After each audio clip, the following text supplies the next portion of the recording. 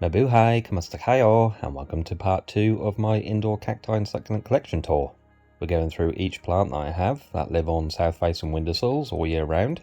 If you haven't seen part 1 yet, I'll link that up above and in the description below. So yeah, let's pick up where we left off in part 1 and get straight into it. First up, Lophophora williamsi. Got several of these in the collection, which you'll see throughout these videos. This one hasn't flowered yet, but it's one that's due a repot next year.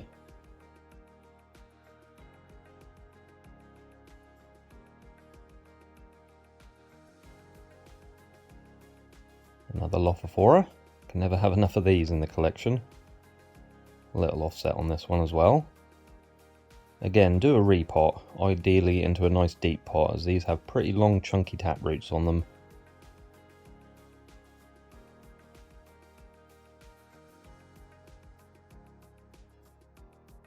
An unidentified Areocyce. Never been able to positively ID this one, so if you have an idea, let me know in the comments. This has flowered and I'll put the picture up on screen as that can help to identify it.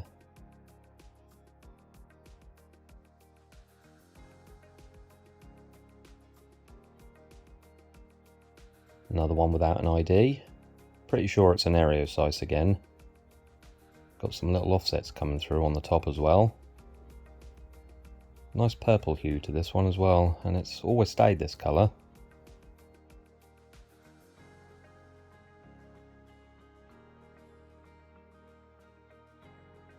Gymnocalycium mahanovici rubra. Got some nice green striping on the epidermis. This has produced a lot of buds, but none have ever opened. They get to the point where they're ready to open but just drop off. I think this one likes a lot of light and heat for the flowers to fully develop. Another Gymno, Frederici aguadulce hybrid, with a seed pod that's ready to burst open. Easy to get to flower and set seed, this one. A few more days I think and this seed pod will be ready to harvest.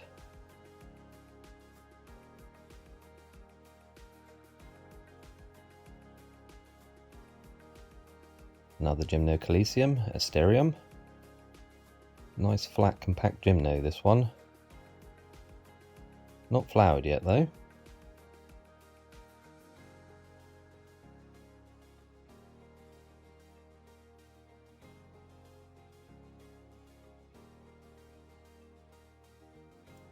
Cactus latspinus.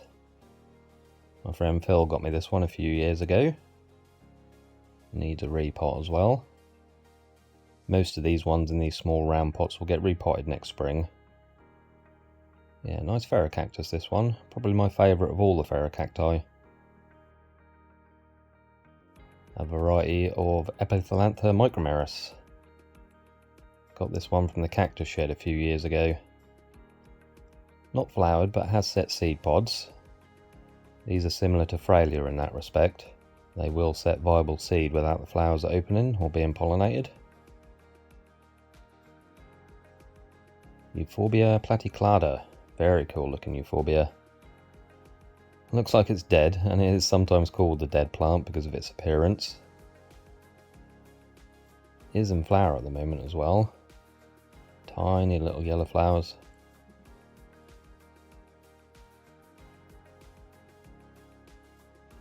Another Euphorbia. This one was sold as Euphorbia melliformis, but it's definitely not that. Looks more like Euphorbia Susannae, but it's possibly a hybrid. Very prolific with all the offsets.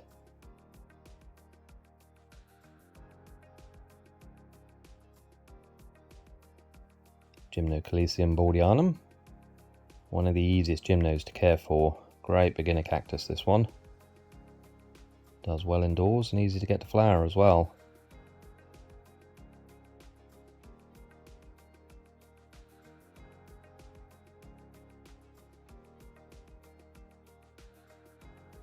Mammillaria plumosa. Nice fluffy mammillaria this one. Makes a change having a mammillaria you can touch without getting hooked spines in your skin. Beginning to offset as well.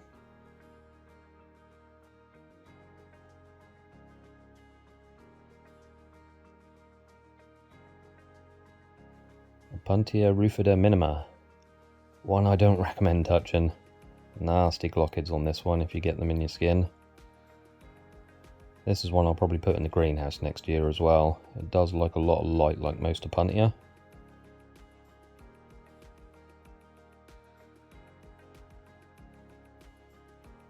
Coryphantha. Not sure on the species, so again, if you know them, please do let me know in the comments.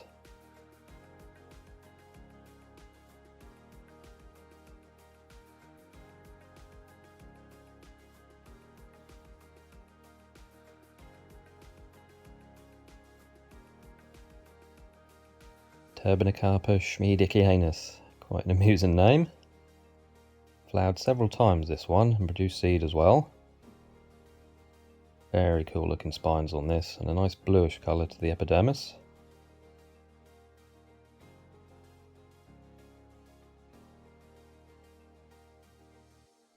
One of my favourite gymnos in the collection. Another Frederici Agudolci hybrid. Again, this one flowers every year and I've got loads of seeds from this plant over the past few years as well.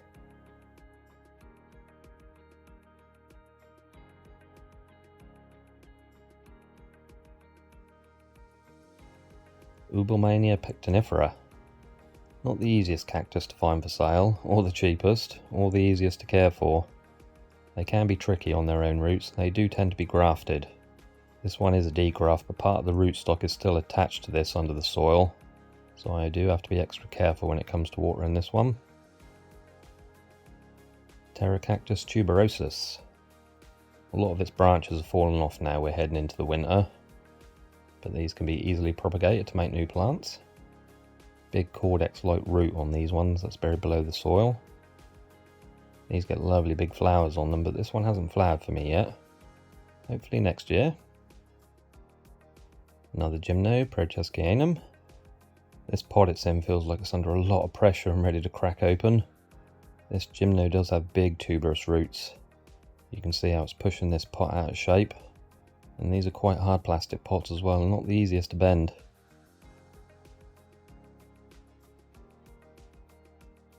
Another Lophora here. This one has flowered multiple times, set seed, and I think there are 2 seed pods forming on this as well. Got a little bit of spider mite damage on it. That is one thing about these plants, spider mites do like to feed on these.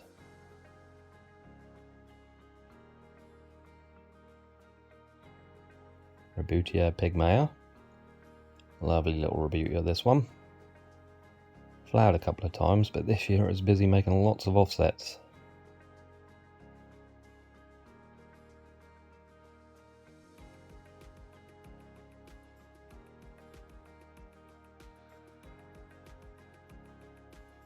Astrophyte and Myriostigma. Nice 4-ribbed form. Lots of flecking on this one. Not had this one flower for me yet either. Hopefully it does next year though, as I'd like to try and cross-pollinate this with another Astro.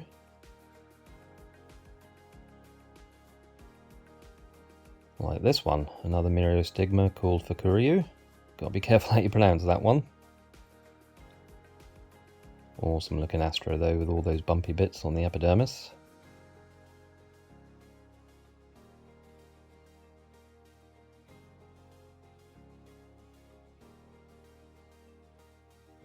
Nice gymno hybrid this one, Bordianum crossed with Raganessi. Bloomed several times. Nice big pink flowers on this one.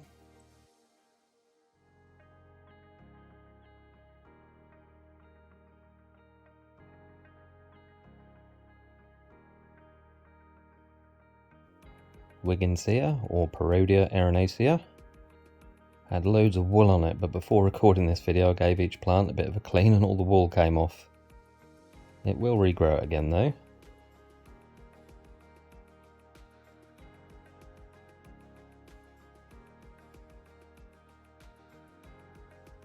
Another Turbinicarpus. Not sure what happened to this one. It was green when I first got it, then last winter it changed to this colour. Had no pests or anything, and it doesn't look like pest damage. So yeah, not sure what's caused that. Seems happy enough though, and it did flower in the summer.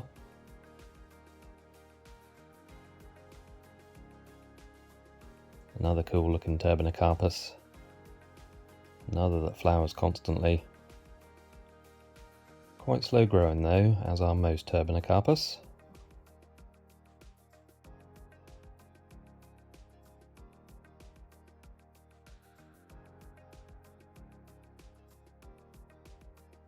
Frailea schlinskiana. Like all Frailea, are cleistogamous and will set seed even if the flowers don't open. A couple of seed pods on this now which can come off soon.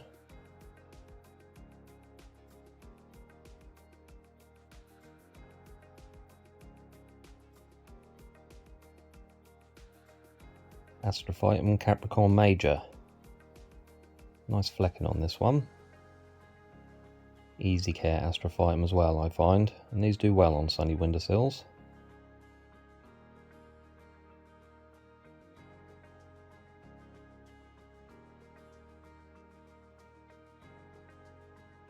Gymnocalycium platygonum. Greened up since the hot summer. This was much more dark a few months ago, almost a dark grey colour. Nice little gymno, that one.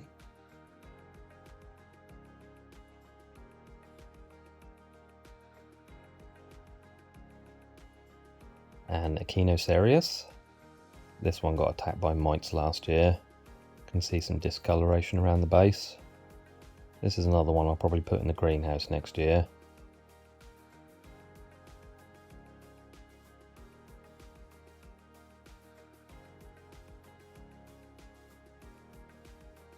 Tephro-cactus, which hasn't really done anything for about 3 years. If anything, it's shrunk in size over that time. Looking a bit scabby as well. I'll unpot this next year and see how the roots are.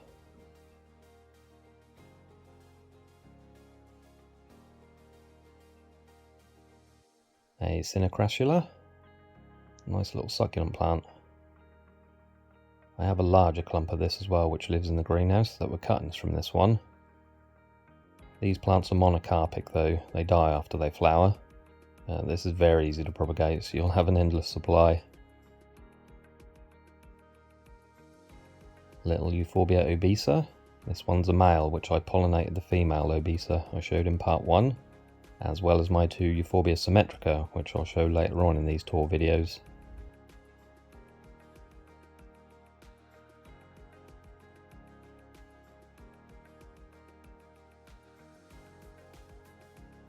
Astrophytum asterius. Quite a basic looking one. Still nice though, and will probably always be my favourite all-time cactus. Easy to grow, do well indoors, and easy to grow from seed as well.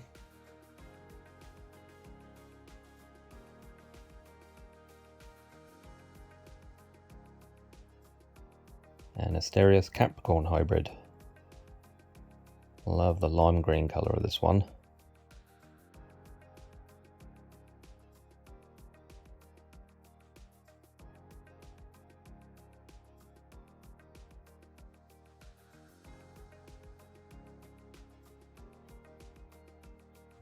Another Asterius Subicaboto. Again, quite a basic looking one. 7 ribs on this one though, 8 is more common.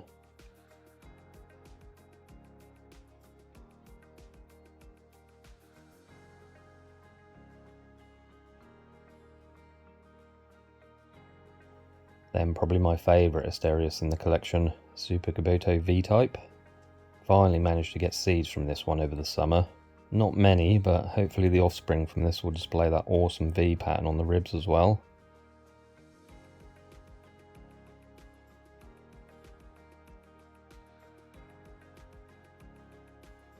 Obregonia denegri, commonly called the artichoke cactus. This is the only species of Obregonia, so it's a monospecific plant. Closely related to Ariocarpus and just as slow growing as well.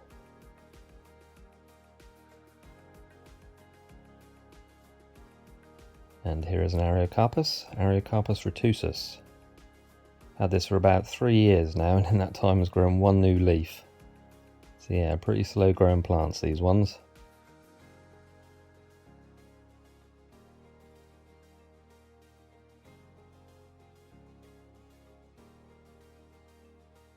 A little area-sized subgibosa. This one nearly got thrown away accidentally when I got it. When I unwrapped it I didn't realise there was two, a larger one and this one. Only noticed it when I was editing the video. So yeah, this nearly ended up in the trash.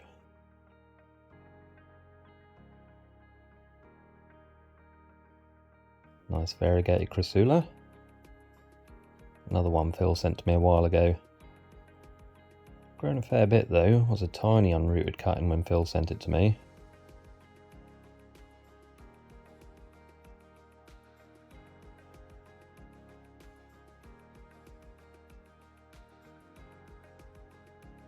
On to some lethal ones now. Gymnocalycium horridispinum. Definitely one you don't want to poke yourself on.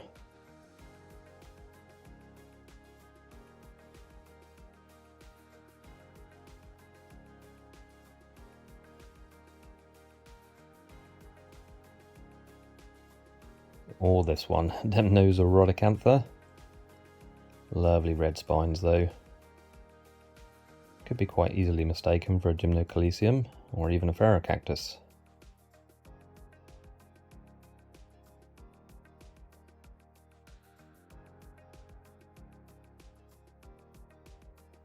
Canthocalliceum.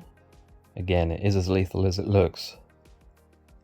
Not had much luck with the Canthocalliceums though. I lost two last year to rot, including a lovely Canthocalliceum glaucum, which I was pretty gutted about.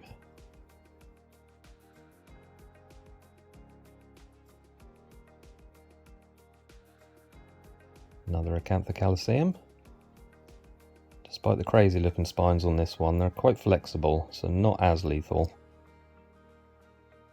Be an interesting one to repot though when the time comes.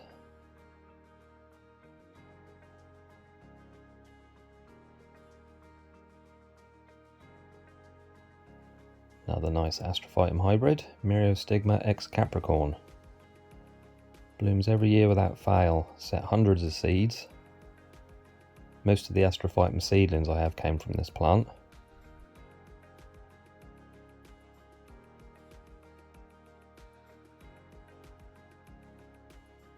Thelocactus. Got several Thelocactus, but none of them have flowered yet. The others I have will likely be shown in part 3, because I think this video is getting on a bit now.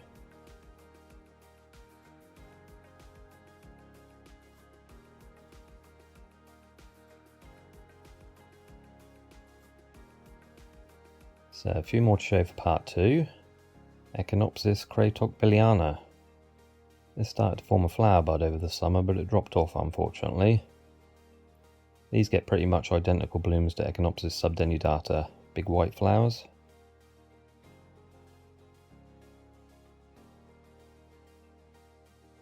Coryphantha in a lovely crackle pot from Paul Rogers Ceramics. I did an unboxing video of this pot and two others earlier in the year. I'll link that video up above and in the description below.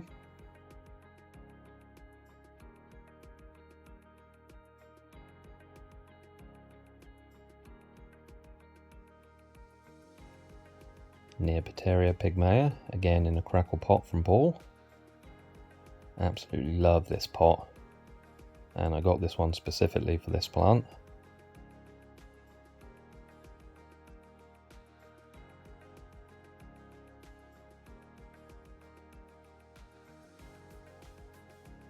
And finally for this part, Echinocereus rigidissimus rubispinus, again in a crackle pot from Paul Rogers Ceramics.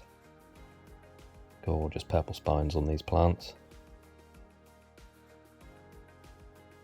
So yeah, that's part 2 of the indoor cacti and succulent collection.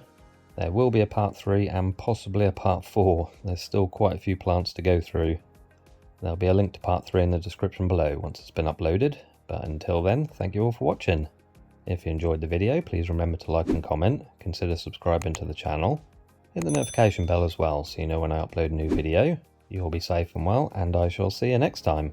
Selamat pop paalam. Bye for now.